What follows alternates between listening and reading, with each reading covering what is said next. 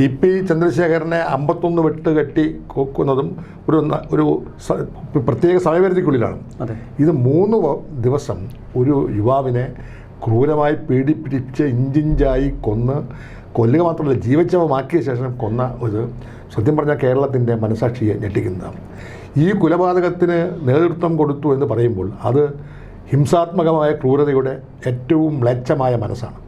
ആ മനസ്സിൻ്റെ ഉത്തരവാദികളായ ആളുകളാണ് SFI എന്ന് പറയുന്ന സംഘടനയെ നയിക്കുന്നതെന്ന് ഓർക്കുമ്പോൾ സത്യം പറഞ്ഞാൽ ഇടക്കാലത്ത് അവരുമായൊരു ബന്ധം സ്ഥാപിച്ച ഒരാളെന്ന നിലയിൽ ഞാനും ഇപ്പോൾ ലജ്ജിച്ച് തലതാഴ്ത്തുകയാണ്. മാർക്സിസ്റ്റുകാർ തല്ലിക്കൊല്ലുമെന്ന് അവസാന വാക്ക് പറഞ്ഞ ഒരു അമ്മയുടെ മകൻ പിന്നീട് മാർക്സിസ്റ്റ് പാർട്ടിയോടൊപ്പം ശത്രുവാളയത്തിൽ പോയല്ലോ എന്നോർക്കുമ്പോൾ അമ്മയുടെ ഹിതത്തിന് അതേസമയം അമ്മയുടെ മനസ്സ് നൊന്ത വേദന മനസ്സിലാക്കിയ കോൺഗ്രസ് പാർട്ടി വേണ്ട വിധത്തിൽ എന്നെ കൈകാര്യം ചെയ്തില്ല എന്നതും സത്യമാണ്. ഡോക്ടർമാർ തന്നെ ഞാൻ ചോദിച്ചപ്പോൾ ഒഴിവാക്കുന്നതാണ് നല്ലത് എന്ന് പറഞ്ഞു. അതിൽ ഈ കല്യാണം കഴിക്കുമ്പോഴത്തേക്കൊണ്ട് സ്ത്രീകളുടെ സ്വഭാവം വ്യത്യസ്തമല്ലേ? സ്ത്രീകൾ നമ്മളിൽ നിന്ന് എന്താണ് പ്രതീക്ഷിക്കുന്നത്? പല പല കാരണങ്ങൾ വരില്ലേ? അപ്പോൾ അതിനെ സംബന്ധിച്ച് ഒരു കുടുംബജീവിതത്തിന് ഞാൻ പ്രാപ്തനല്ലെങ്കിൽ പിന്നെ ഒരു പെണ്ണിനെ കല്യാണം കഴിച്ച് ആ പെണ്ണിൻ്റെ ഭാവി ആക്കണം. അത് അറിഞ്ഞുകൊണ്ട് വരുന്ന പെണ്ണാണെങ്കിൽ പോലും ഒരിക്കലും 1-2 പേര് പറഞ്ഞു നിങ്ങളൊന്നൊരു അനാഥശാലയിൽ നിന്ന് കല്യാണം കഴിച്ചാലോ എന്ന് ചോദിച്ചു. അപ്പോൾ ഞാൻ പൊട്ടിത്തെറിച്ചു. പുറത്തുനിന്ന് ആരെങ്കിലും വന്ന് എന്നെ തള്ളിയിടാൻ പറഞ്ഞു കാണത്തില്ല, 2 അടി കൊടുക്കാൻ പറഞ്ഞു കാണും. പക്ഷേ എന്നെ തള്ളിയിട്ടത് മദ്യപിച്ച ആളുകളാണ്. മദ്യപിച്ച ആളുകൾ മദ്യത്തിൻ്റെ ലഹരിയിൽ തള്ളിത്താഴെ ഇട്ടു. അതുകൊണ്ട് അതിൻ്റെ പിന്നിൽ ആരെങ്കിലും ഗൂഢാലോചന ഉണ്ടെങ്കിൽ പോലും അവരെ അങ്ങനെ ഞാൻ ഒരു ശത്രുവായി കാണണം. ഞാനും എന്തൊക്കെ പറഞ്ഞാലും AK ആൻ്റണി ഉമ്മൻചാണ്ടി വളരെ മഹത്വമുള്ള വ്യക്തികളല്ലേ. അവർക്ക് ചിലപ്പോൾ ന്യൂനത കാണാം. ആ മഹത്വമുള്ള വ്യക്തികൾ തങ്ങളുടെ ജീവിതത്തെ പറ്റി ഏറ്റവും വലിയ തെറ്റാണ് ചെറിയാൻ ഫിലിപ്പിനോട് ചെയ്തത് തെറ്റാണ്, അവരുടെ സ്വകാര്യ ദുഃഖമാണ്. രണ്ടാമതല്ല, കുറ്റബോധമുണ്ടെന്ന് 2 പേരും പറഞ്ഞു. ഞാൻ തുടർച്ചയായി 3 തവണ തോറ്റപ്പോൾ ജയസാധ്യതയില്ലാത്തതാണ് സീറ്റ് ആയിരുന്നു സത്യം. അത് കഴിഞ്ഞ് പിന്നീട് പിണറായി വിജയൻ തന്നെയാണ് എന്നോട് പറഞ്ഞത് രാജ്യസഭ പരിഗണിക്കാം. എന്നെ കോൺഗ്രസിൽ നിന്നും പോയപ്പോൾ ഞാൻ കോൺഗ്രസ് വിട്ടുപോയപ്പോഴത്തേക്കൊണ്ട് കരുണാകരനോട് പത്രക്കാർ ചോദിച്ചു ചെറിയാൻ ഫിലിപ്പ് കോൺഗ്രസ് വിട്ടുപോയല്ലോ. അപ്പോൾ കരുണാകരൻ പറഞ്ഞത് ചെറിയാൻ ഫിലിപ്പ് കോൺഗ്രസ് വിട്ടുപോയിട്ടില്ല, അദ്ദേഹത്തെ കോൺഗ്രസിൽ നിന്ന് പുറത്താക്കിയതാണ്. നമസ്കാരം, മലയാളി വാർത്ത ഇൻസൈഡിലേക്ക് സ്വാഗതം ശ്രീ ചെറിയാൻ ഫിലിപ്പ്. അതിക്രൂരമായ ഒരു സംഭവം, ക്യാമ്പസ് രാഷ്ട്രീയത്തിലൂടെ വളർന്ന് കേരളത്തിൻ്റെ മുഖ്യധാര രാഷ്ട്രീയം നിയന്ത്രിക്കുന്ന അങ്ങയെ സംബന്ധിച്ച് പഴയ കലാലയ അനുഭവങ്ങൾ, ഓർമ്മകൾ ഒരുപാടുണ്ടാകും. ഇപ്പോൾ പൂക്കോട് വെറ്റിനറി കോളേജിൽ സിദ്ധാർത്ഥ് എന്നൊരു യുവാവിൻ്റെ കൊലപാതകം നമ്മെ അക്ഷരാർത്ഥത്തിൽ നടുക്കിക്കളഞ്ഞു. ആൾക്കൂട്ട വിചാരണ, അതും നഗ്നനാക്കി പരസ്യമായി ഒരു ഹോസ്റ്റൽ കെട്ടിടത്തിൻ്റെ നടുമുറ്റത്ത് വെച്ച് അവനെ നഗ്നനാക്കി പരസ്യവിചാരണ ചെയ്യുന്നു. ബെൽറ്റ് കൊണ്ടും കേബിൾ കൊണ്ടും അവനെ മൃഗീയമായി മർദ്ദിക്കുന്നു. അതിനുശേഷം കോളേജിൻ്റെ പിന്നിലുള്ള ഒരു കുന്നിലേക്ക് അവനെ കൂട്ടിക്കൊണ്ടുപോയി വീണ്ടും അതിക്രൂരമായി മർദ്ദിക്കുന്നു. ഹോസ്റ്റൽ മുറിയിൽ കട്ടിലിൽ കെട്ടിയിട്ട് അതിനുശേഷം അവനെ ചവിട്ടി വീഴ്ത്തി ഒടുവിൽ ആ കോളേജ് ഹോസ്റ്റലിൻ്റെ കുളിമുറിയിൽ ശുചിമുറിയിൽ കെട്ടി തൂങ്ങി നിൽക്കുന്ന നിലയിൽ സിദ്ധാർത്ഥിൻ്റെ മൃതദേഹം കാണപ്പെടുന്നു. പക്ഷെ ആ മൃതദേഹം കയറിൽ നിന്ന് ഇറക്കിയത് പോലും ഈ പ്രതികളാണ്. ആരാണ് അവനെ കെട്ടിത്തൂക്കിയതെന്ന് ഇപ്പോഴും അജ്ഞാതമായി തുടരുന്നു. എങ്കിലും ഒരു കാര്യം ഉറപ്പിച്ച് പറയാം, സിദ്ധാർത്ഥിനെ കൊലപ്പെടുത്തിയത് തന്നെ SFI എന്ന വിദ്യാർത്ഥി സംഘടനയ്ക്ക് ഇത്രമേൽ ക്രൂരത കാട്ടാൻ കഴിയുമോ? SFIയുടെ അങ്ങേയറ്റം ക്രൂരത ഏറ്റുവാങ്ങിയ അങ്ങേക്ക് അക്കാര്യത്തിൽ കൂടുതൽ വ്യക്തത ഉണ്ടാകും. എന്താണ് ആദ്യമേ ഇതിലുള്ളൊരു പ്രതികരണം? തല്ലിക്കൊന്ന് കെട്ടിത്തൂക്കി എന്ന് പണ്ട് പറയാറുണ്ട്. അതായത് ഒരു നരഹത്യയുടെ ഏറ്റവും ക്രൂരമായ സ്വഭാവമായിട്ടാണ് തല്ലിക്കൊന്ന് കെട്ടിത്തൂക്കുക എന്ന് പറയുന്നത്. അടുത്ത കാലത്തൊന്നും അങ്ങനെ ഒരു സംഭവം നമ്മുടെ കൺമുമ്പിലില്ല. സോയിമോനോട് പറഞ്ഞതുപോലെ തല്ലിക്കൊന്ന് കെട്ടിത്തൂക്കുക മാത്രമല്ല, അതിന് മുമ്പ് നടന്ന പൈശാചികമായ ഭീകരമായ 3 ദിവസത്തെ ഒരാളോടുള്ള വേട്ടയാടൽ. ഇപ്പം ടി.പി. ചന്ദ്രശേഖരനെ 51 വെട്ട് കെട്ടി കൊക്കുന്നതും ഒരു പ്രത്യേക സമയപരിധിക്കുള്ളിലാണ്. ഇത് 3 ദിവസം ഒരു യുവാവിനെ ക്രൂരമായി പീഡിപ്പിച്ച് ഇഞ്ചിഞ്ചായി കൊല്ലുക മാത്രമല്ല ജീവച്ഛവമാക്കിയ ശേഷം കൊന്ന ഒരു സത്യം പറഞ്ഞാൽ കേരളത്തിൻ്റെ മനസാക്ഷിയെ ഞെട്ടിക്കുന്നതാണ്. ഞാൻ നെടുമങ്ങാട് ഈ സിദ്ധാർത്ഥിൻ്റെ വീട്ടിൽ മാതാപിതാക്കന്മാരുടെ കണ്ണീർ കണ്ടപ്പോൾ സത്യം പറഞ്ഞാൽ നമ്മുടെ എല്ലാം ഹൃദയം വിതുമ്പി. എങ്ങനെ സഹിക്കുന്നു അവർ സഹിക്കുന്നതല്ല. ഇന്ന് കഴിഞ്ഞ ഒരു 4-5 ദിവസമായിട്ട് കേരളത്തിൻ്റെ കണ്ണീരാണ് സിദ്ധാർത്ഥം. കാരണം എവിടെ പോയാലും ആളുകൾ സംസാരിക്കുന്നത് ഈ ക്രൂരമായ കൊലപാതകമാണ്. ഈ കൊലപാതകത്തിന് നേതൃത്വം കൊടുത്തു എന്ന് പറയുമ്പോൾ അത് ഹിംസാത്മകമായ ക്രൂരതയുടെ ഏറ്റവും മ്ലേച്ഛമായ മനസ്സാണ്. ആ മനസ്സിൻ്റെ ഉത്തരവാദികളായ ആളുകളാണ് SFI എന്ന് പറയുന്ന സംഘടനയെ നയിക്കുന്നതെന്ന് ഓർക്കുമ്പോൾ സത്യം പറഞ്ഞാൽ ഇടക്കാലത്ത് അവരുമായൊരു ബന്ധം സ്ഥാപിച്ച ഒരാളെന്ന നിലയിൽ ഞാനും ഇപ്പോൾ ലജ്ജിച്ച് തലതാഴ്ത്തുകയാണ്. യഥാർത്ഥത്തിൽ ഇതുപോലെയുള്ള ഒരു കിരാതമായ വാഴ്ച ഞാൻ വിദ്യാർത്ഥി രംഗത്തുണ്ടായിരുന്ന സന്ദർഭത്തിൽ ഉണ്ടായിട്ടുണ്ട്. അതൊന്നും ഞാൻ പറയാൻ ഉദ്ദേശിച്ചിരുന്നില്ല. ആത്മകഥയിൽ മാത്രം ചില കാര്യങ്ങൾ വെളിപ്പെടുത്താമെന്ന് കരുതി ഇരുന്നിരുന്ന കാര്യങ്ങൾ ഈ സിദ്ധാർത്ഥിൻ്റെ കൊലപാതകത്തിന് ശേഷമുണ്ടായ ഒരു സാമൂഹ്യ പശ്ചാത്തലത്തിൽ എനിക്കും എൻ്റെ ജീവിതത്തിലെ ഏറ്റവും വലിയ ദുരന്തം പറയണമെന്ന് തോന്നി. അതിൻ്റെ അടിസ്ഥാനത്തിലാണ് ഞാനൊരു ഫേസ്ബുക്ക് കുറിപ്പ് ഇട്ടത്. അങ്ങ് കഴിഞ്ഞ ദിവസം മാധ്യമങ്ങളോട് പറഞ്ഞു എൻ്റെ കുടുംബജീവിതം പോലും ഇല്ലാതാക്കിയത് SFI എന്ന്. എന്താണ് അതിനാധാരമായ സംഭവങ്ങൾ? ഞാൻ KSU പ്രവർത്തകനായി വരുന്ന സമയത്ത് KSUവിൻ്റെ പ്രതാപകാലമാണ്. ഉമ്മൻചാണ്ടി KSU പ്രസിഡൻ്റായി. അന്ന് KSU ഉള്ളൂ. KSF എന്ന് പറയുന്ന പിണറായി വിജയനും ഫിലിപ്പം പ്രസാദൊക്കെ നയിച്ചിരുന്ന സംഘടന വളരെ യൂണിറ്റുകളൊന്നുമില്ല. KSUവിന് എനിക്ക് തോന്നുന്നു കേരളത്തിൽ ആദ്യമായി സ്കൂൾ യൂണിറ്റ് ഉണ്ടാകുന്നത് ഞാൻ പഠിക്കുന്ന സെൻറ്റ് ജോസഫ് സ്കൂളിലാണ്. റാങ്കുകാരെ സൃഷ്ടിക്കുന്ന ഒരു സ്കൂളായിരുന്നു. പക്ഷേ അന്ന് 13-ാം വയസ്സിൽ EMS മുഖ്യമന്ത്രിയായിരുന്നപ്പോൾ മുരളി സമരകാലത്ത് ഉമ്മൻചാണ്ടിയുടെ ആഹ്വാനം അനുസരിച്ച് EMSൻ്റെ വീട് പിക്കറ്റ് ചെയ്ത് ജയിൽവാസം അനുഭവിച്ച ഒരാളാണ് ഞാൻ. അത് കഴിഞ്ഞ് KSU നേതാവായി ഞാൻ വിടുന്ന സമയത്തൊന്നും KSF എന്ന സംഘടന ഉണ്ടെങ്കിൽ പോലും അങ്ങനൊരു സംഘടനയെക്കുറിച്ച് കേൾക്കാൻ പോലുമില്ല. പഴയ SFI ഇല്ല, അത് SFIയുടെ പഴയ രൂപം അന്ന് KSF ആണ്. SFI ഉണ്ടാകുന്നത് 70-ലാണ്. 70 മുമ്പ് വരെയും KSU മാത്രമേ ഉണ്ടായിരുന്നുള്ളൂ. KSF വളരെ നാമമാത്രം, യൂണിവേഴ്സിറ്റി കോളേജ് പോലും ഇല്ല. AISF എന്ന സംഘടന പണ്ടുണ്ടായിരുന്നു. അപ്പോൾ ഞാൻ KSUവിൻ്റെ താലൂക്ക് സെക്രട്ടറിയും താലൂക്ക് പ്രസിഡൻറ്റുമായിരുന്ന സ്കൂൾ വിദ്യാർത്ഥിയായിരുന്ന കാലത്താണ് തിരുവനന്തപുരം നഗരത്തിൽ സ്കൂളുകൾ യൂണിറ്റ് ഉണ്ടാകുന്നത്. ആദ്യഘട്ടങ്ങളിൽ ഒരു പ്രശ്നം ഉണ്ടായിരുന്നില്ല.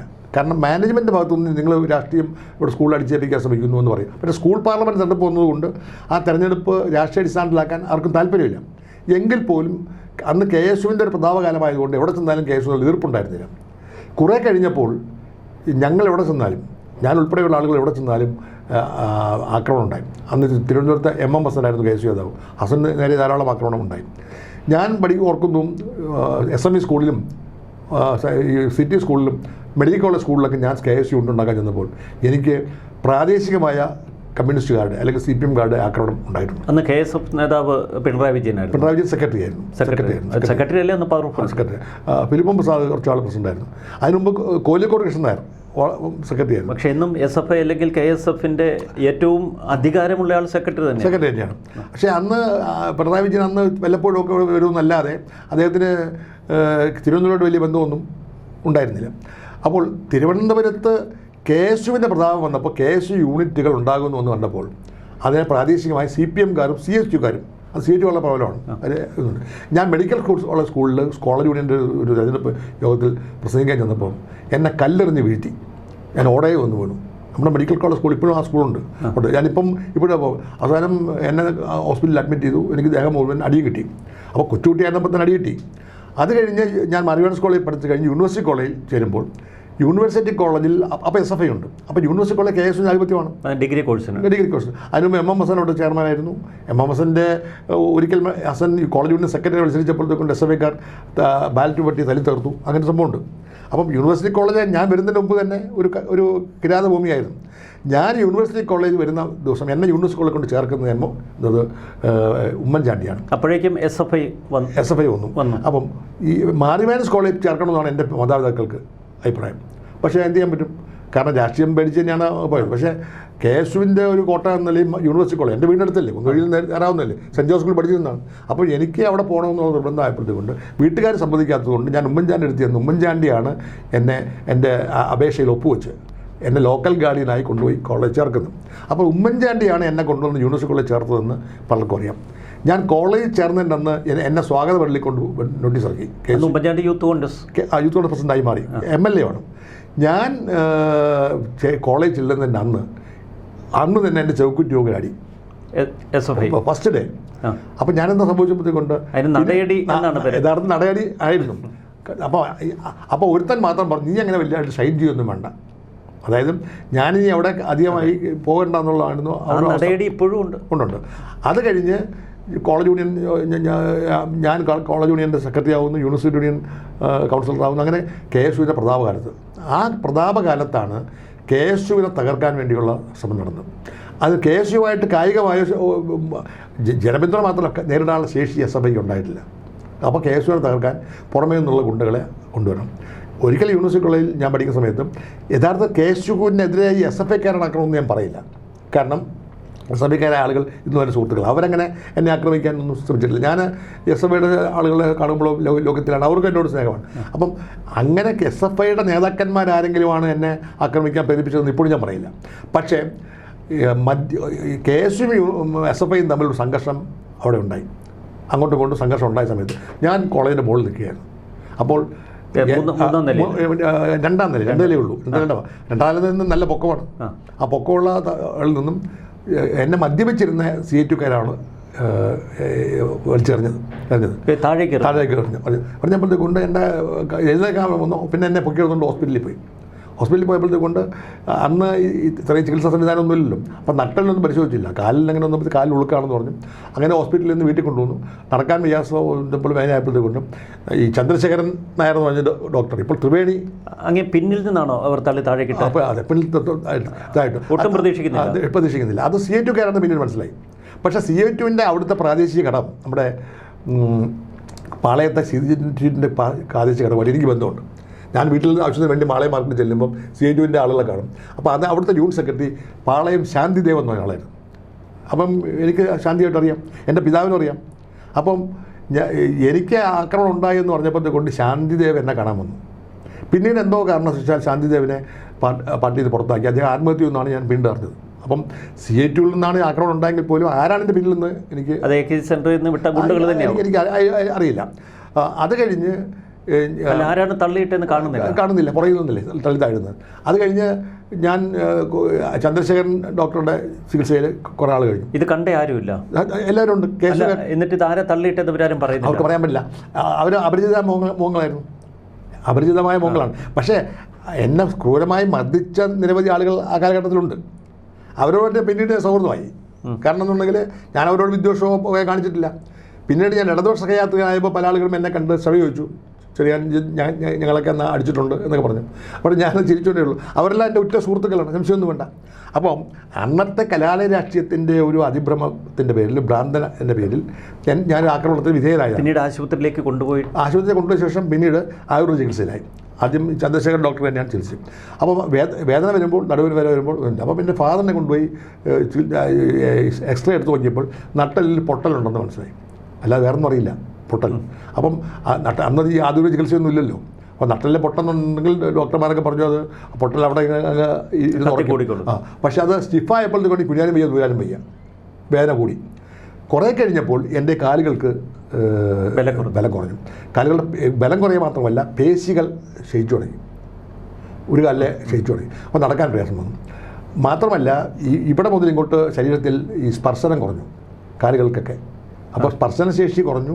അപ്പം നാഡീവ്യവസ്ഥയ്ക്ക് വന്ന് പ്രശ്നമുണ്ടായി. അപ്പം നാഡീവ്യവസ്ഥയ്ക്ക് പ്രശ്നമുണ്ട്, പേശി വ്യൂഹത്തിന് പ്രശ്നമുണ്ട്, ബ്ലഡ് സർക്കുലേഷനെ ബാധിച്ചു. അപ്പം നട്ടലിലെ സുഷുമ്നാകണ്ഡത്തുണ്ടായ ക്ഷതമാണ് അതിന് കാരണമെന്ന് പിൽക്കാലത്താണ് കണ്ടുപിടിച്ചത്. അങ്ങനെ ദീർഘകാലം അലോപ്പതി ചികിത്സ ന്യൂറോളജിസ്റ്റുകൾ പരിശോധിച്ചു, പിന്നെ ഓർത്തോപെഡിക്സ് ഡോക്ടർമാർ പരിശോധിച്ചു. അത് കഴിഞ്ഞ് അലോപ്പതി ചികിത്സ കൊണ്ട് ഫലപ്രദമല്ല എന്ന് കണ്ടപ്പം എൻ്റെ പിതാവ് തന്നെയാണ് ഡോക്ടർ KB പിള്ള എന്ന് പറഞ്ഞ് ജർമ്മനിയിൽ പോയി വന്ന ഒരു ആൾ. അതാദ്യമായിട്ട് തിരുവനന്തപുരത്ത് അക്യുപഞ്ചർ ചികിത്സ തുടങ്ങി. അപ്പം ജനറൽ ഹോസ്പിറ്റലിൻ്റെ അടുത്താണ്. അപ്പം അദ്ദേഹത്തെ എൻ്റെ അടുത്ത് കൂട്ടിക്കൊണ്ടുപോകുന്ന എൻ്റെ പിതാവാണ്.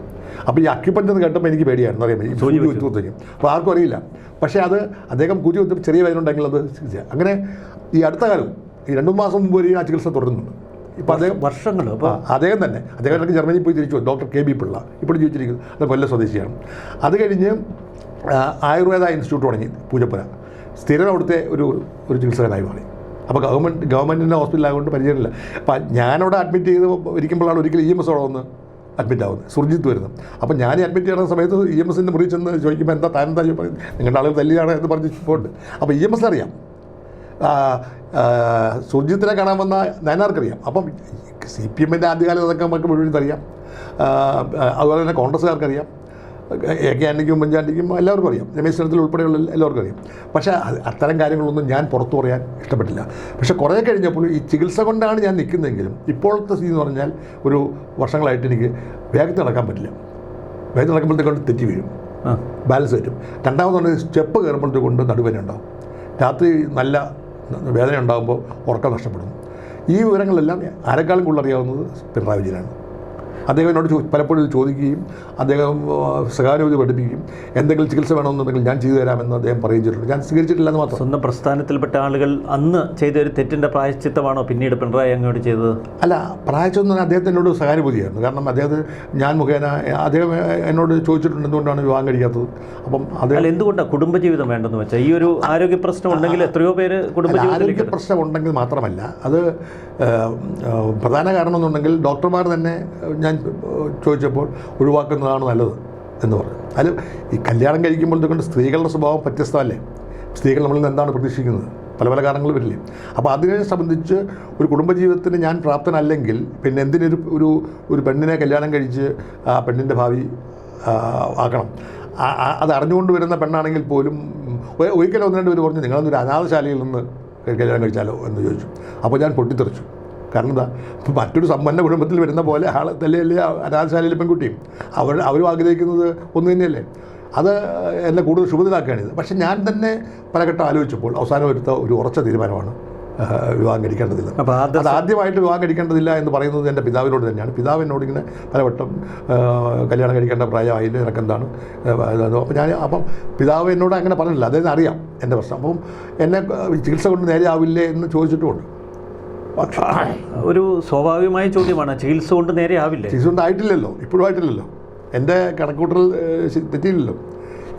ചികിത്സ കൊണ്ട് ഈ പറയുന്ന ഒരു അരനൂറ്റാണ്ട് കാലത്തെ ചികിത്സ കൊണ്ട് ഇപ്പോഴും എനിക്ക് ഭേദമായിട്ടില്ലെന്ന് മാത്രമല്ല, ഇപ്പോഴും എനിക്ക് കൂടുതൽ വർഷത്തേക്ക് പോയിക്കൊണ്ടിരിക്കുകയാണ്. സത്യം പറഞ്ഞാൽ ഞാൻ കിടന്നു പോകുമെന്ന് എനിക്ക് ഉറപ്പുണ്ടായിരുന്നു. പക്ഷേ ഞാൻ കിടന്നിട്ടില്ല. ഒരു 5-6 വർഷം കഴിയുമ്പോൾ എനിക്ക് വീൽ ചെയറിൽ പോകേണ്ട വരും. അങ്ങ് മറ്റൊരാളെക്കുറിച്ച് ഇത്രയേറെ ഒരു കോഷ്യസ് ആവേണ്ട കാര്യമുണ്ടോ? കാരണം ജീവിതത്തിലൊരു കൂട്ട് അതാണല്ലോ ഏറ്റവും പ്രധാനം. അല്ല, അതിന് കാര്യമില്ല. കുടുംബജീവിതത്തെക്കുറിച്ചൊക്കെ ഉള്ള സങ്കല്പത്തിൽ എനിക്ക് വ്യത്യസ്തമായ അഭിപ്രായമുണ്ട്. ഞാൻ മുഖേന വേറൊരാളുടെ ഭാവിക്ക് അവിടെ ഉണ്ടാകാൻ പാടില്ല. അത് അന്നും ഇന്നും ഉറച്ചു നിൽക്കണം. ഇന്നിപ്പോൾ എന്നെ ചുമക്കേണ്ടി വരുന്നില്ലല്ലോ. അല്ല, അതിനിടയിൽ എൻ്റെ ദുഃഖങ്ങൾ എനിക്ക് മാത്രം പറയാമല്ലോ. അതെ, സന്തോഷമാണെങ്കിൽ ദുഃഖം എനിക്ക്. അതിനിടയിൽ ഒരു ചോദ്യം, ഏതെങ്കിലുമൊക്കെ സ്ത്രീകൾ ഇങ്ങോട്ട് പ്രപ്പോസ് ചെയ്ത് വന്നിട്ടുണ്ടോ? ധാരാളം സ്ത്രീകൾ. അവരോടെല്ലാം ഞാൻ വെട്ടി തുറന്ന് പറഞ്ഞിട്ടില്ലെങ്കിൽ പോലും ഞാൻ വിവാഹം കഴിക്കാൻ ഉദ്ദേശിക്കുന്നില്ല, ദയവ് ചെയ്ത് എന്നെ ഉപദ്രവിക്കരുത് എന്ന് പറഞ്ഞിട്ടുണ്ട്. അല്ല, അവർ വിവാഹ ആലോചനയുമായി പല ആളുകളും വന്നിട്ടുണ്ട്, പ്രമുഖന്മാരെ ആളുകൾ വന്നിട്ടുണ്ട്. അല്ല, അവരോട് ഇത്തരം പ്രശ്നങ്ങൾ അങ്ങോട്ട് പറഞ്ഞ് സ്വാഭാവികമായി അങ്ങേക്ക് വേണമെങ്കിൽ ഒരു പ്രപ്പോസൽ ആകാമായിരുന്നു. ഇല്ല, അത് ഞാൻ തുനിഞ്ഞിട്ടില്ല. ഞാൻ പൂർണ്ണമായി നിരസിക്കുകയാണ് ചെയ്തത്. പിന്നെ വീട്ടുകാരുടെ അറിവോട് തന്നെ പല വിവാഹാലോചനകൾ വന്നിട്ടുണ്ട്. വിവാഹം വന്നപ്പോൾ ഞാൻ അത് ഇല്ല. ഒരിക്കൽ എൻ്റെ പിതാവ് തന്നെ ഒരു പിതാവിൻ്റെ സുഹൃത്തിൻ്റെ ഒരു മകൾക്ക് വേണ്ടി വന്നപ്പോൾ ഞാനിത് പറഞ്ഞു പുതിയവരോട് ചോദിച്ചു.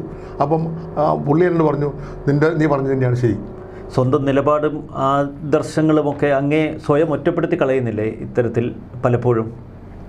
അങ്ങനെ പറയാൻ പറ്റില്ലല്ലോ. ഞാനങ്ങനെ ഇപ്പോൾ എനിക്ക് അതിൻ്റെ പേരിൽ ദുരന്തം തോന്നാൻ കാരണം എന്നുണ്ടെങ്കിൽ അതിൻ്റെ ശാരീരിക അവസ്ഥകളാണ്. പക്ഷേ എൻ്റെ മാനസികമായി നിർത്താണ്ടില്ല.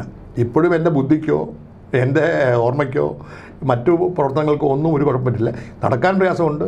ശാരീരിക അവസ്ഥകളുടെ കൊടും വേദന അനുഭവിക്കേണ്ടി വരുന്നു. വേദന എന്ന് പറഞ്ഞാൽ മാനസിക വേദനയല്ല, ശാരീരിക വേദന.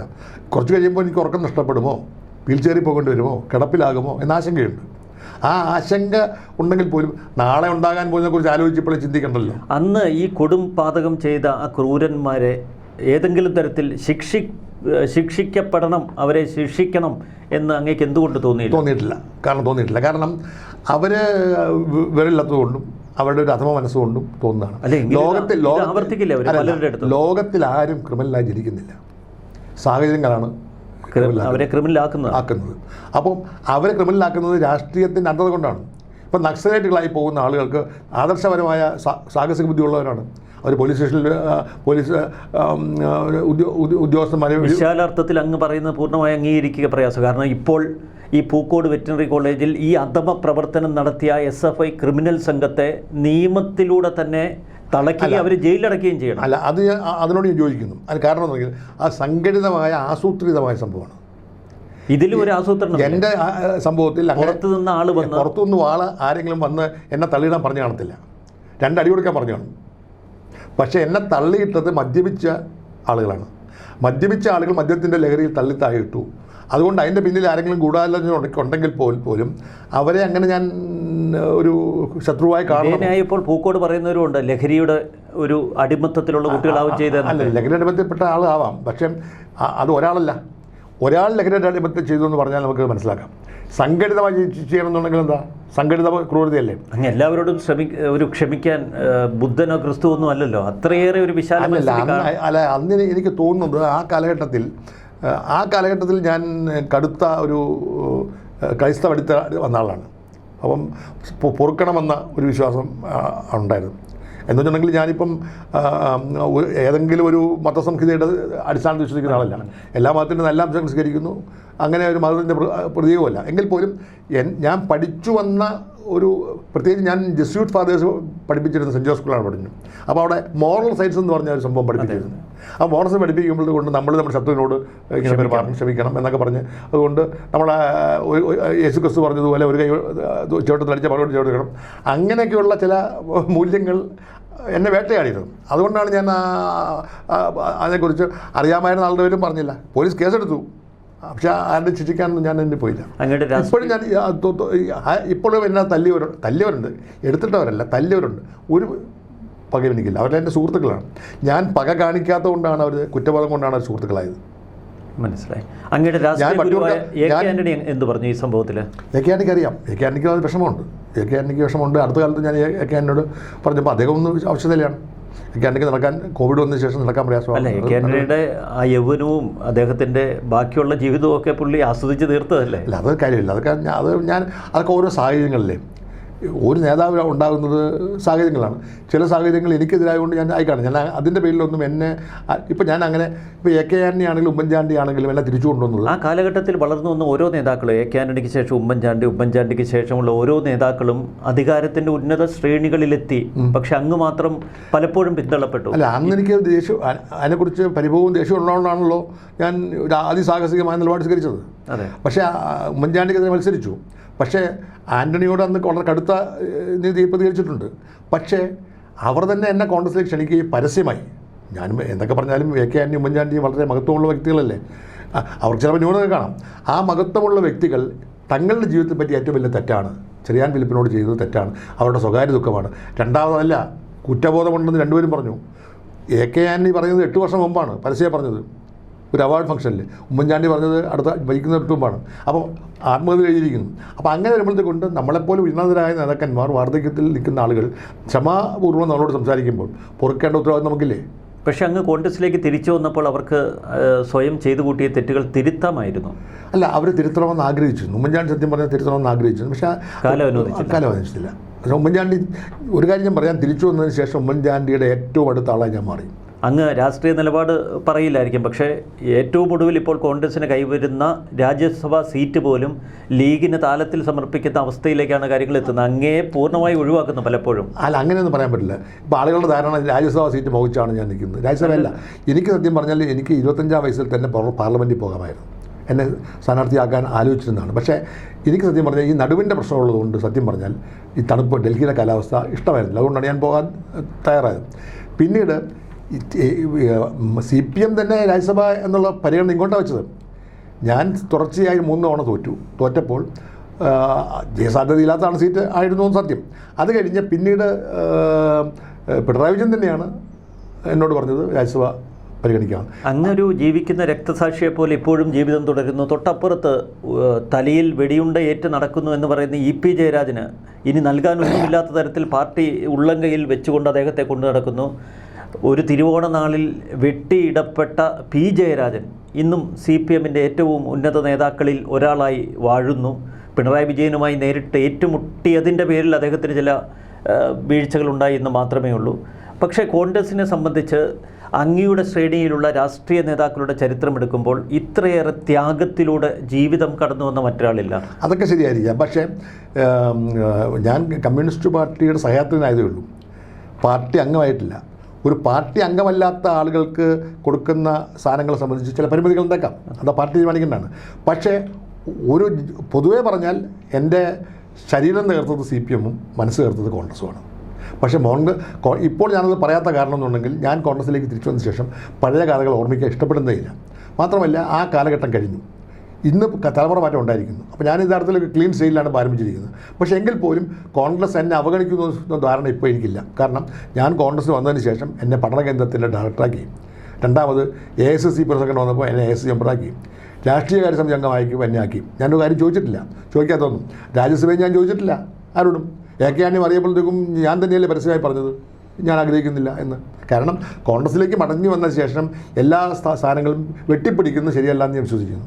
എന്ന് വെച്ചാൽ കോൺഗ്രസ് എന്നെ ഒരു ചുമതല ഏൽപ്പിച്ചാൽ തീർച്ചയായിട്ടും ഞാൻ ചുമതല നിർവഹിക്കും, അത്രയേ ഉള്ളൂ.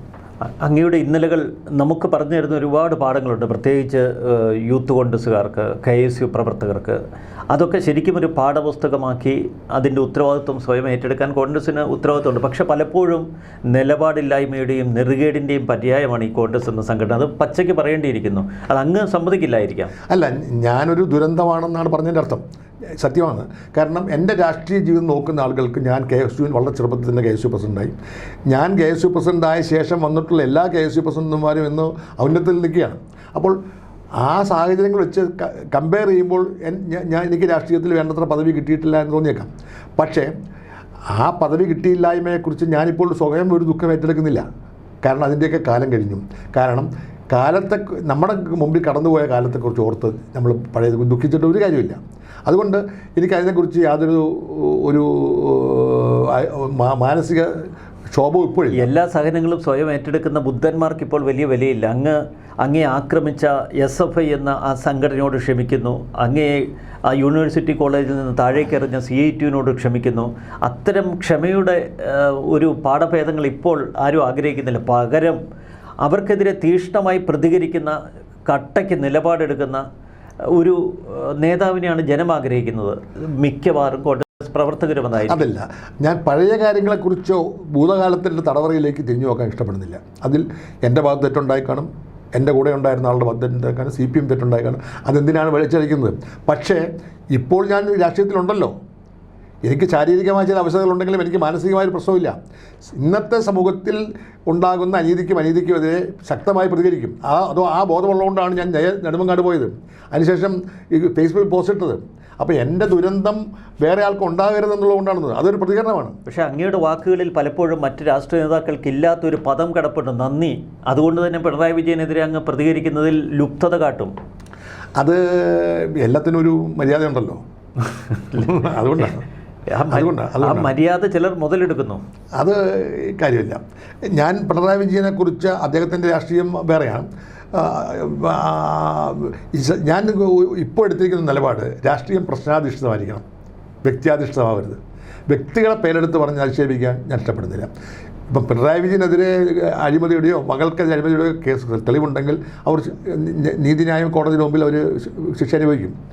പക്ഷേ ഞാനായിട്ട് അവരെ മനസ്സ് വിഷമിപ്പിക്കാൻ ഇഷ്ടപ്പെടുന്നില്ല. അത് പിണറായിയോട് മാത്രമല്ല, ആരുടെയാണ്. അതേസമയം CPM എടുത്തുകൊണ്ടിരിക്കുന്ന ഇപ്പോഴത്തെ കിരാതമായ നിലപാടുകൾ പലതും ഞാൻ ശക്തമായി പ്രതികരിക്കുന്നുണ്ട്, ഞങ്ങൾ പോകുന്നുണ്ട്. പക്ഷേ അത് വ്യക്തിയാധിഷ്ഠിതമല്ല. പക്ഷേ പിണറായിയുടെ നന്ദിയുടെ പ്രശ്നം മാത്രമല്ല. എന്നെ കോൺഗ്രസിൽ നിന്നും പോയപ്പോൾ, ഞാൻ കോൺഗ്രസ് വിട്ടുപോയപ്പോൾ കൊണ്ട് കരുണാകരനോട് പത്രക്കാർ ചോദിച്ചു, ചെറിയാൻ വിലിപ്പ് കോൺഗ്രസ് വിട്ടുപോയല്ലോ. അപ്പോൾ കരുണാകരൻ പറഞ്ഞത്, ചെറിയാൻ വിലിപ്പ് കോൺഗ്രസ് വിട്ടുപോയിട്ടില്ല, അദ്ദേഹത്തെ കോൺഗ്രസിൽ നിന്ന് പുറത്താക്കിയതാണ്. അപ്പോൾ എന്നെ കോൺഗ്രസിൽ നിന്ന് പുറത്താക്കിയ ശേഷം ഞാൻ വെറും കൈയോടെ നിൽക്കുന്ന സമയത്ത് എനിക്ക് 20 വർഷക്കാലം എനിക്ക് രാഷ്ട്രീയ അഭയം നൽകിയ ആളാണ് പിണറായി വിജയൻ. ആ നന്ദിയുണ്ട്, ആ നന്ദി ഞാൻ പുലർത്തുന്നുണ്ട്. പക്ഷേ അദ്ദേഹത്തിൻ്റെ നേതൃത്വത്തിലുള്ള ഗവൺമെൻറ്റും അദ്ദേഹത്തിൻ്റെ നേതൃത്വത്തിലുള്ള പാർട്ടിയും ഇപ്പോൾ കാണിച്ചുകൊണ്ടിരിക്കുന്ന ഏറ്റവും വലിയ നീതികേടുകൾക്കെതിരെ, അഴിമതികൾക്കെതിരെ, അല്ലെങ്കിൽ കേരള സമൂഹത്തെ തകർത്തുകൊണ്ടിരിക്കുന്ന ദുർഭരണത്തിനെതിരെ ഏറ്റവും ശക്തമായി മുന്നണിയിൽ നിൽക്കുന്ന ഒരാൾ തന്നെയാണ് നാളെ ഉണ്ടാവും. അങ്ങോട്ട് പച്ചക്കൊരു ചോദ്യം, പഴയ KSUവിൻ്റെ, പഴയ യൂത്ത് കോൺഗ്രസിൻ്റെ കോൺഗ്രസ് സംഘടനയുടെ ആർജവം ഇപ്പോഴത്തെ കോൺഗ്രസ് സംഘടനയ്ക്ക്, ഇപ്പോഴത്തെ KSUവിനുമുണ്ടോ? അത് പഴയതുപോലെ സാഹസികമായ ആദർശം ചെറുപ്പക്കാർക്കില്ല. അതിന് കാരണം കാലത്തിൻ്റെതാണ്. ലോകം വളരെ മാറി, ഹൈടെക് യുഗത്തിലാണ് താമസിക്കുന്നത്. ഇപ്പം പെട്ടെന്ന് എന്ത് ലാഭം കിട്ടുന്നു? ദീർഘകാലാടിസ്ഥാനം ത്യാഗം സഹിച്ച് അതിൻ്റെ പ്രതിഫലം കിട്ടാൻ വേണ്ടിയുള്ള രാഷ്ട്രീയ ബോധമൊന്നും ആർക്കുമില്ല. 21 വയസ്സുള്ളൊരു യുവാവിനെ പച്ചയ്ക്ക് നഗ്നനാക്കി വിചാരണ ചെയ്ത് 3 ദിവസം അവനെ തുടർച്ചയായി മർദ്ദിച്ചൊടുവിൽ കൊന്ന് കെട്ടിത്തൂക്കിയിട്ടും ഈ KSU ഇന്ന് എവിടെ? അല്ല, KSUവിൻ്റെ ഞാൻ പറഞ്ഞ KSU എൻ്റെ കാലത്തെ KSU പോലെ പ്രതാപമുള്ള സംഘടനയല്ല, തകർന്നു കിടക്കുകയായിരുന്നു. ഇപ്പോൾ യൂണിവേഴ്സിറ്റി കോളേജിലൊക്കെ KSUവിൻ്റെ യൂണിറ്റുകൾ ഉണ്ടാക്കാൻ സമ്മതിക്കാത്ത അവസ്ഥ. അല്ല, കേരളത്തിലെ ക്യാമ്പസുകളിൽ അതിൻ്റെ ഒരു പ്രതിഷേധം പ്രകടമാകണ്ടേ? അല്ല, അത് ഉള്ള സ്ഥലങ്ങളിലെല്ലാം പ്രതിഷേധമുണ്ട്. ഇന്നും സെക്രട്ടറിയിടയിൽ KSUവിൻ്റെ പ്രതിഷേധം നടക്കുന്നുണ്ട്. ഞാൻ പറഞ്ഞത്, ഞാൻ 2 വർഷം മുമ്പ് കോൺഗ്രസിലേക്ക് വരുമ്പോൾ ഉണ്ടായിരുന്ന KSUവിനേക്കാൾ മെച്ചപ്പെട്ട അവസ്ഥയാണ് ഇപ്പോൾ KSUവിനുള്ളത്. കാരണം കഴിഞ്ഞ 2 വർഷമായി കോളേജുകൾ തിരഞ്ഞെടുപ്പ് വന്നു പൊട്ടിമുളച്ചുകൊണ്ടിരിക്കുകയാണ്. വീണ്ടും ഇത്തരമൊരു ഘട്ടത്തിൽ ആ പ്രതികളെ അർഹിക്കുന്ന ശിക്ഷ മേടിച്ചു കൊടുക്കാൻ KPCC പ്രസിഡന്റ് സെക്രട്ടേറിയറ്റ് മുന്നിൽ ഉപവാസം അനുഷ്ഠിക്കില്ല. അതിനെ സംബന്ധിച്ചോളം ഒരു തെരഞ്ഞെടുപ്പിന് പശ്ചാത്തലമല്ലേ? തെരഞ്ഞെടുപ്പുമായി ബന്ധപ്പെട്ട കാര്യങ്ങളിലൊക്കെ എല്ലാവരും ആവുന്നതായിരുന്നു. അല്ല, എല്ലാവരും അവരവരുടെ തിരക്കിൽ. കോൺഗ്രസ് നേതാക്കൾ അവരുടെ ഗ്രൂപ്പ് സമവാക്യങ്ങൾ ഒരുക്കുന്നതിലുള്ള വ്യഗ്രതയില്ല. അല്ല, അത് KSU, യൂത്ത് കോൺഗ്രസ്, അതുപോലെ തന്നെ മഹിളാ കോൺഗ്രസ് എല്ലാം ഇന്നും സാരവാദിയിലാണ്. അപ്പോൾ അതുകൊണ്ട് ഇതുമായി ബന്ധപ്പെട്ട സമരം ചടങ്ങാക്കി മാറ്റില്ല. അല്ല, എന്ന് വെച്ചിട്ടുണ്ടെങ്കിൽ ഇതിൻ്റെ പേരിൽ നമുക്ക് SFIക്കാരെ പിടിച്ചതെല്ലാം പറ്റുമോ? അല്ല, ഈ വിശാല പരിസ്ഥിതിയാണ് ഇവിടെ ക്രിമിനലുകൾ വളരാൻ ഇടവരുത്തുന്നത്. ആ ക്രിമിനലിസത്തെ തകർക്കുന്നതിന് ജനങ്ങളുടെ ശക്തിയാണ് വളരുന്നത്, ജനശക്തിയാണ് വളരുന്നത്. ജനങ്ങൾക്ക് ഭയമാണ്. 130 കുട്ടികൾ ഈ സിദ്ധാർത്ഥിനെ പരസ്യ വിചാരണ ചെയ്ത് കൊല്ലുന്നത് നോക്കി നിൽക്കാനേ അവർക്ക് കഴിഞ്ഞുള്ളൂ. അവർക്ക് മുരടനക്കാൻ ഭയമാണ്. കാരണം കഴുത്തിൽ തല കാണില്ല. അവിടെയാണ് ഞാൻ നിങ്ങളോട് ചോദിക്കുന്നത്. ഈ ഞാൻ KSUക്കാരെയോ യൂത്ത് കോൺഗ്രസ്സുകാരെയോ കുറ്റപ്പെടുത്തുന്നില്ല. കാരണം ഒരു ഭയത്തിൻ്റെ അന്തരീക്ഷത്തിലാണ്. ഹിറ്റ്ലറുടെ ഭരണകാലത്ത്, മുസോളിൻ്റെ ഭരണകാലത്ത്, സ്റ്റാലിൻ്റെ ഭരണകാലത്ത്, മാവോ സെയുടെ ഭരണകാലത്തെല്ലാം ഗ്യാസ് ചേമ്പറിലിട്ട് കൊന്നതും നരഹത്യയുടെ ഒരു ഇതായിട്ടാണ്. അങ്ങനെ ഭീതിജനകമായ ഭയവിഹുലമായ ഒരു അന്തരീക്ഷം നിൽക്കുന്നു. ഈ അന്തരീക്ഷം ഉണ്ടായാൻ ഇടയാക്കിയ ഒരു സാമൂഹ്യ വ്യവസ്ഥ മാത്രമല്ല, അതിൻ്റെ ഭാഗമായി ഇരിക്കുന്ന ഭരണകൂട ഭീകരത. അതിനെതിരായി ശക്തമായി പ്രതികരിക്കേണ്ട ഉത്തരവാദിത്വം ചെറുപ്പക്കാർക്കുണ്ട്, യുവാക്കൾക്കുണ്ട്, രാഷ്ട്രീയമില്ലാത്ത മതസംഘടനകൾക്കുണ്ട്, എല്ലാവർക്കും ഉണ്ട്. അങ്ങനെ ഒരു ജനകീയ പ്രതിഷേധത്തിൻ്റെ ഭൂമിയായി കേരളം മാറിയാൽ മാത്രമേ ഈ സ്ഫോടനാത്മകമായ അവസ്ഥയിൽ നിന്ന് നമുക്ക് രക്ഷപ്പെടാൻ. ഈ മരണത്തിൽ നമ്മൾ തിരിച്ചറിഞ്ഞ ചില വസ്തുതകളുണ്ട്. ഇന്നൊരു PTA പ്രസിഡന്റ് വെളിപ്പെടുത്തൽ, ആ പൂക്കോട് വെറ്ററിനറി കോളേജിൽ SFIക്ക് സ്വന്തം കോടതിയുണ്ട്. അവർക്ക് വിചാരണ നടത്താൻ ചില സ്ഥലങ്ങളുണ്ട്. അവർക്ക് ശിക്ഷ നടപ്പാക്കാൻ കോളേജിൻ്റെ പിന്നിൽ ഒരു താലിബാൻ കുന്നുണ്ട്. ഇതൊക്കെ നടക്കുന്ന വെളിപ്പെടുത്തലുകളല്ലേ? ഇതൊക്കെ അറിയാമായിരുന്ന KSU എന്തുകൊണ്ട് ഇതൊന്നും ഇതിനെതിരെ പ്രതികരിച്ചില്ല? ഇതിനേക്കാൾ ഭീകരമായ അവസ്ഥ യൂണിവേഴ്സിറ്റികളുണ്ടായിരുന്നു. അതെ, യൂണിവേഴ്സിറ്റി കോളേജ് ഇടിമുറി. KSUവിൻ്റെ ആരെങ്കിലും ചെന്നിട്ടുണ്ടെങ്കിൽ ആ ഇടിമുറിയിൽ കൊണ്ടിട്ട് ഇടിക്കും. അവിടെ കത്തിയും കടാരയും ആയുധങ്ങളുണ്ടായിരുന്നു. മാത്രമല്ല, അധ്യാപകനെ ഭീഷണിപ്പെടുത്തി ഈ ചോദ്യപേപ്പർ കൊണ്ടുപോയി പുറത്തു വെച്ച് എഴുതിക്കൊണ്ട് കൊടുക്കുന്ന അവസ്ഥയുണ്ടായിരുന്നു. അതായത് പരീക്ഷാ ഹാളിൽ നിന്നും ചോദ്യപേപ്പർ വാങ്ങിയിട്ട് പുറത്തു പോയി എഴുതിയിട്ട് അവിടെ കൊണ്ട് കൊടുക്കുക. അതുപോലെ തന്നെ PSC പരീക്ഷയിൽ യൂണിവേഴ്സിറ്റി കോളേജുമായി ബന്ധപ്പെട്ട ആളുകളിലെ അങ്ങനെ തിരുവനന്തപുരം നഗരത്തിൻ്റെ മധ്യത്തിലെ യൂണിവേഴ്സിറ്റി കോളേജ് എന്ന് പറയുന്നത് പൂക്കോട് വെറ്ററിനറി കോളേജിനേക്കാൾ വലിയ ഭീകരതയുടെ ഒരു താണ്ഡവഭൂമിയായിരുന്നു കഴിഞ്ഞ കുറേ വർഷങ്ങളായിട്ട്. അതുപോലെ തന്നെ ഈ ധാരാളം സ്ഥലങ്ങളുണ്ട്. അപ്പം അത്തരം ഭീകര സംഘങ്ങൾ നിൽക്കുമ്പോൾ അതിന് രസകരമായ സംഭവം എന്ന് പറഞ്ഞാൽ, ഈ ഭീകര സംഘടന എന്ന് പറഞ്ഞിട്ടുണ്ടെങ്കിൽ ഇന്ന് ലോകം മുഴുവൻ ചില ഭീകര സംഘടനകളുണ്ട്. ആ ഭീകര സംഘടനകളുടെ സ്വഭാവം ഉൾക്കൊള്ളുന്നവരാണ് ഇപ്പോൾ SFI പെടുന്നത്. അവർ പഴയ കാലത്തെ പോലെയുള്ള ഒരു സാമൂഹ്യ ബോധത്തിൻ്റെ അടിസ്ഥാനത്തിൽ രാഷ്ട്രീയ പ്രവർത്തനം നടത്തുന്നതല്ല. ഭീകരതയുടെ ഇരകളായി ഭാഗമായി ഭീകരത നടപ്പിലാക്കുന്ന ഭീകരമായ മനസ്സുള്ള ഒരു മാനസിക ബോധത്തിൻ്റെ, അതായത് ഒരുതരം ഭ്രാന്തന്മാർ, ആ അവസ്ഥയാണ്. ഗവർണർ പറഞ്ഞത് SFI ഇന്ന് PFI പ്രേതം പിടികൂടിയെന്നാണ്. SFIയിലുള്ളത് മുഴുവൻ PFIക്കാരാണ്. അവരുടെ നടപടികളാണ് ഇപ്പോൾ ദൃശ്യമാകുന്നത്. ഉണ്ട്. ഒരു കാലത്ത് ഈ ഭീകര സംഘടനകൾ PFI മാത്രമല്ല RSSനും ആ സ്വഭാവം ഉണ്ടായിരുന്നു. ഇപ്പോൾ എനിക്കുണ്ടെങ്കിൽ അറിയില്ല. അപ്പോൾ അങ്ങനെ ഈ മതസംഘടനകളാണ് കൂടുതൽ ഭീകരത കാണിക്കുന്നത്, രാഷ്ട്രീയ സംഘടനകൾ. ആ ഭീകരതയുള്ള രാഷ്ട്രീയ സംഘടനകൾ, അത് താലിബാനാണെങ്കിലും അല്ലെങ്കിൽ ഈ പറയുന്ന മറ്റു സംഘടനകളാണെങ്കിലും, അങ്ങനെ അത്തരം സംഘടനകളുടെ ഒരു പ്രേതം ആവാഹിച്ചവരാണ് ഇപ്പോൾ SFI നയിക്കുന്നത്. എല്ലാറ്റിനും ഒടുവിൽ ഒരു ചോദ്യം. ജീവിതത്തിൽ ഈ ദുരന്തങ്ങളെക്കുറിച്ചും ഈ സംഭവിച്ച ഓരോ കാര്യങ്ങളെക്കുറിച്ചും ആലോചിക്കുമ്പോൾ ഇങ്ങനൊരു രാഷ്ട്രീയ ജീവിതം വേണമായിരുന്നോ എന്നങ്ങ് എപ്പോഴെങ്കിലും ചിന്തിച്ചിട്ടുണ്ടോ? ഞാൻ ജനിച്ചപ്പോൾ മുതൽ 12 വയസ്സ് മുതൽ രാഷ്ട്രീയ ജീവിയാണ്. എനിക്ക് വേണമെങ്കിൽ ഒരു ബാങ്ക് ഉദ്യോഗസ്ഥനാകുമായിരുന്നു, ഒരു പ്രധാനപ്പെട്ട ഒരു പത്രസ്ഥാപനത്തിൽ ജോലിക്ക് പോകുമായിരുന്നു. പക്ഷേ രാഷ്ട്രീയം എന്ന് പറയുന്നത് തലയ്ക്ക് പിടിച്ച ഒരു അവസ്ഥയായതുകൊണ്ട് ഞാൻ ഇത്രയും നാളും രാഷ്ട്രീയത്തിൽ തുടരാൻ ഇടയായി. പക്ഷേ ലാഭനഷ്ടങ്ങളുടെ കണക്ക് പുസ്തകം എൻ്റെ ജീവിതത്തിലില്ല. ലാഭനഷ്ടങ്ങളുടെ കണക്ക് നോക്കി നമ്മൾ രാഷ്ട്രീയത്തിലെ പൊതുജീവിതത്തിൽ നിന്നാൽ നമുക്കൊന്നും നേടാൻ കഴിയില്ല. പക്ഷേ ഓരോ നഷ്ടം ഉണ്ടാകുമ്പോഴും അന്ന് പെട്ടെന്നൊരു ദുഃഖം ഉണ്ടാകുമെങ്കിലും അടുത്ത ദിവസം ഞാൻ പ്രസന്നവനായി ആളുകളുടെ മുമ്പിൽ നിൽക്കും. ആ കഥ മറക്കും. അപ്പോൾ നിങ്ങൾ തന്നെ എന്നെ ഒരു കുത്തി ചോദിച്ചുകൊണ്ടാണ് ചില കാര്യങ്ങൾ ഞാൻ പറയാൻ നിർബന്ധിതനായത്. കഴിഞ്ഞതെല്ലാം മറക്കുക എന്ന ഒരു വിശ്വാസത്തിലാണ് ഞാൻ കഴിയുന്നത്. പക്ഷേ എന്ന് വെച്ച് എൻ്റെ ജീവിതം ദുരന്തമാണെന്നും ഞാൻ വിശ്വസിക്കുന്നില്ല. ചെറിയാൻ വിലിപ്പ് ആവാനേ പറ്റൂ. എല്ലാവരുടെ ജീവിതത്തിലുണ്ട് ദുരന്തങ്ങൾ. രാഷ്ട്രീയം വലിയൊരു നന്ദികേടിൻ്റെ ഒരു വിളഭൂമിയല്ലേ? അങ്ങനെ പറയാൻ പറ്റില്ല. രാഷ്ട്രീയം മാത്രമല്ല, ജീവിതത്തിൽ ധാരാളം നന്ദിയുള്ളവരുണ്ട്, നന്ദികേടുള്ളവരുണ്ട്. നന്ദികേടുള്ളവരായിരിക്കും കൂടുതൽ എന്ന് വെച്ച് നമ്മൾ നന്ദികേടുള്ളവരെ എല്ലാവരെയും കൂടെ അധിക്ഷേപിക്കാൻ വേണ്ടി ഇറങ്ങിയാൽ ജീവിക്കാൻ പറ്റില്ല. എന്നോട് നന്ദികേട് കാണിച്ച ആളുകളെക്കുറിച്ച് ഞാനൊരു ലിസ്റ്റ് എടുത്തുകൊണ്ട് ഒരാളെ ഇറങ്ങി അവരെ ഞാൻ ചീത്ത പറയാൻ തുടങ്ങിയാൽ ഞാൻ സ്വയം വഷളാവുമെന്നല്ലാതെ ഞാൻ വരാതെ ആവില്ല. അതുകൊണ്ട് അതൊന്നും ഞാൻ ഓർക്കാറേയില്ല. അതുകൊണ്ട് നന്ദിയുടെയും നന്ദികേടിൻ്റെയും പ്രശ്നം രാഷ്ട്രീയത്തിലില്ല. ജീവിതം എന്ന് പറഞ്ഞിട്ടുണ്ടെങ്കിൽ ആകസ്മികതകളാണ്. അല്ലെ, സ്വാർത്ഥതയും അല്പത്തരവും അത് രാഷ്ട്രീയത്തിൽ വളരെ പ്രകടമാണ് പലപ്പോഴും. പക്ഷെ ആ ഇടങ്ങളിൽ അങ്ങ് ചെല്ലുന്നില്ല പല സ്ഥലങ്ങളിലും. അതങ്ങനെ ഞാൻ അങ്ങനെ ഒരു സാമാന്യവൽക്കരണം ശരിയല്ല. രാഷ്ട്രീയത്തിലും അല്പത്തരമുള്ള ആളുകളുണ്ട്, സ്വാർത്ഥതയുള്ളവരുണ്ട്, അല്ല നല്ലവരുമുണ്ട്. അപ്പോൾ നല്ലവരെ മാത്രം നമ്മൾ കണ്ടാൽ പോരെ. കോൺഗ്രസിനുള്ളിൽ എത്രയോ നല്ല മനുഷ്യന്മാരുടെ ഒരു സംഘടനയായിരുന്നു. ജീവിതവിശുദ്ധിയുള്ള ആളുകൾ ഇപ്പോഴും ഇല്ലേ? ആ ജീവിതവിശുദ്ധിയുള്ള ആളുകളുടെ മുകളിൽ കയറി നിന്ന് ഒരു ജീവിതവിശുദ്ധിയില്ലാത്ത ഗുണ്ടാ സ്വഭാവമുള്ള ക്രിമിനൽ സ്വഭാവമുള്ള ആളുകൾ രാഷ്ട്രീയത്തിൽ വിളയാടുന്നു. അതെല്ലാ പാർട്ടിയിലുണ്ട്. അതിനെക്കുറിച്ച് പറയാൻ പോയിട്ടുണ്ടെങ്കിൽ നമുക്ക് മനസ്സിന് വിഷമം ഉണ്ടാവും. അല്ല, കോൺഗ്രസ് എന്ന ഒരു രാഷ്ട്രീയ പ്രസ്ഥാനത്തോട് യുവാക്കൾക്ക് പ്രതിപത്തി കുറയുന്നു എന്നതിൻ്റെ ഒരു സൂചനയല്ലേ എ.കെ. ആൻ്റണിയുടെ മകൻ അനിൽ ആൻ്റണി ഇപ്പോൾ ബി.ജെ.പിയിൽ ചേരുകയും പത്തനംതിട്ടയിൽ സ്ഥാനാർത്ഥിയാവുകയും ചെയ്തു. അപ്പോൾ കോൺഗ്രസ് പ്രസ്ഥാനത്തോടുള്ള ആ ഒരു യുവാക്കളുടെ പ്രതിപത്തി പോയോ? അത് പറയാൻ പറ്റില്ല. ഇപ്പോൾ എ.കെ. ആൻ്റണി രാഷ്ട്രീയം മുഴുവൻ കോൺഗ്രസിന് വേണ്ടി നിന്ന ആളാണ്. അദ്ദേഹത്തിൻ്റെ മകൻ എൻ്റെ രാഷ്ട്രീയത്തിൽ അദ്ദേഹം ഇടപെട്ടിട്ടില്ല. എ.കെ. ആൻ്റണി തൻ്റെ മകനെ കോൺഗ്രസ് നേതാക്കാവാൻ സഹായിച്ചിട്ടില്ല. എ.കെ. ആൻ്റണിയുടെ മകനെ KPCC ജനറൽ സെക്രട്ടറി ആക്കാൻ വേണ്ടി മുല്ലപ്പള്ളി രാമചന്ദ്രൻ തീരുമാനം ഉണ്ടായപ്പോൾ എ.കെ. ആൻ്റണി എതിർത്തു. അപ്പോൾ എ.കെ. ആൻ്റണി എതിർപ്പ് കൊണ്ട് രാഷ്ട്രീയത്തിൽ ഒന്നും ആകാത്ത അനിൽ ആൻ്റണി അദ്ദേഹത്തെ രാഷ്ട്രീയത്തിൽ നിൽക്കണമെന്ന് ആഗ്രഹിച്ചുകൊണ്ട് കോൺഗ്രസിൽ രക്ഷയില്ല. അദ്ദേഹം BJP പോയാൽ നമുക്ക് എന്ത് ചെയ്യാൻ പറ്റും? ഓരോരുത്തർക്കും ഓരോരുത്തരുടെ അഭിപ്രായമില്ലേ? അനിൽ ആൻ്റണിയെ പോലെയുള്ള യുവാക്കളാണ് ഇപ്പോൾ പുതുമുഖ രാഷ്ട്രീയ നേതൃത്വത്തിലേക്ക് കടന്നു വരുന്നത്. അവരാരും അങ്ങേപ്പോലെ കലാലയ രാഷ്ട്രീയത്തിൽ ത്യാഗങ്ങൾ അനുഭവിച്ചിട്ടില്ല, ദുരന്തങ്ങൾ നേരിട്ടിട്ടില്ല, തെരുവിലിറങ്ങി കൊടി കിട്ടിയിട്ടില്ല, പോസ്റ്റർ ഒട്ടിച്ചിട്ടില്ല, മുദ്രാവാക്യം മുഴക്കിയിട്ടില്ല, പോലീസിൻ്റെ അടിമേടിച്ചിട്ടില്ല. അവരൊക്കെ ഇങ്ങനെ AC മുറികളിലിരുന്ന് IT സെൽ എന്നൊക്കെ ഓരോ ബോർഡ് വെച്ച് പുതുമുഖ രാഷ്ട്രീയ പ്രവർത്തനം, പുതുതലമുറ രാഷ്ട്രീയ പ്രവർത്തനം നടത്തിയവല്ല. അപ്പോൾ സ്വാതന്ത്ര്യ സമരകാലത്തെ പോലെ ത്യാഗനിർഭരമായ രാഷ്ട്രീയത്തിൻ്റെ അവസ്ഥ ഇപ്പോഴില്ല. എങ്കിലും ജനങ്ങളുടെ ഹൃദയം അങ്ങ് തെരുവിൽ ഇറങ്ങിയാലേ കിട്ടുള്ളൂ. അല്ല, അതൊക്കെ ശരിയാണ്. ജനങ്ങളുമായി ബന്ധമുണ്ടാകണം, ജനങ്ങളുടെ ദുഃഖവും ദുരിതവും മനസ്സിലാക്കണം, അതൊക്കെ ശരിയാണ്. പക്ഷേ രാഷ്ട്രീയം എന്ന് പറയുന്നത് ഇന്ന് ഒരു കരിയറായി മാറി. രാഷ്ട്രീയ തൊഴിലാളികൾ എന്ന് പറയുന്ന അർത്ഥം പ്രൊഫഷണലിസം. അപ്പോൾ രാഷ്ട്രീയ തൊഴിലാളികളായി മാറിയിരിക്കുന്ന ആളുകൾക്ക് അവിടെ അഭ്യുന്നതി വേണം. അപ്പോൾ ചെറുപ്പക്കാരെ സംബന്ധിച്ചുള്ള ആരെങ്കിലും യൂത്ത് കോൺഗ്രസിലെ കേസിൽ ചേരുമ്പോൾ നാളെ MLA MP ഒക്കെ ആവണമെന്ന് ആഗ്രഹത്തിലായിരിക്കും.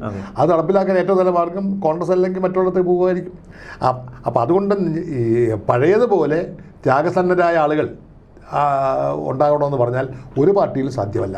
പക്ഷേ ത്യാഗസന്നദ്ധരില്ലെങ്കിലും സാമൂഹ്യ പ്രതിബദ്ധതയുള്ള അഴിമതിയില്ലാത്ത സൽസ്വഭാവികളായ ആളുകളുണ്ടാവണം. അവിടെയാണ് ഞാൻ പണ്ട് പഠിച്ച മോറൽ സയൻസിൻ്റെ പ്രസക്തി ഞാൻ കാണുന്നത്. നമ്മുടെ ശരീരം ജീവിതം എന്ന് പറഞ്ഞിട്ടുണ്ടെങ്കിൽ നമുക്ക് ഒന്നേ ഉള്ളൂ.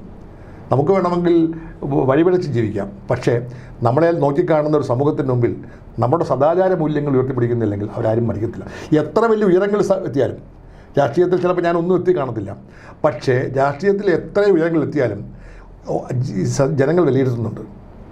അതായത് മരിക്കുമ്പോൾ വിശുദ്ധനാണെന്ന് പ്രഖ്യാപിച്ചാലും ഓരോ ആളുകളുടെയും നീച മനസ്സെന്താണെന്നും നീചത്തരം എന്താണെന്നുള്ളതും സമൂഹം വിലയിരുത്തുന്നുണ്ട്.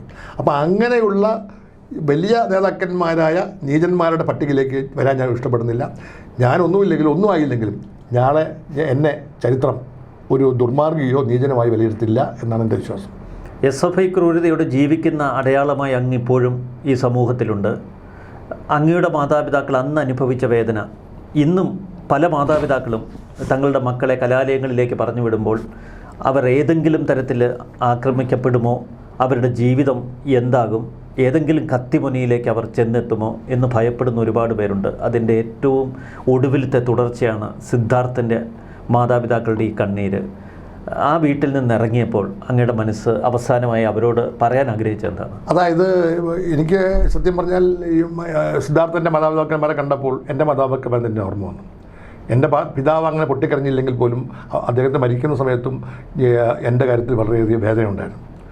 അമ്മയാണെങ്കിൽ മരിക്കുന്നതിൻ്റെ ഹോസ്പിറ്റലിൽ കിടന്നപ്പോൾ കോസ്മോപൊളിറ്റൻ മരിക്കുന്ന ദിവസം A.K. ആൻ്റണി കേന്ദ്രമന്ത്രിയായിരുന്നു.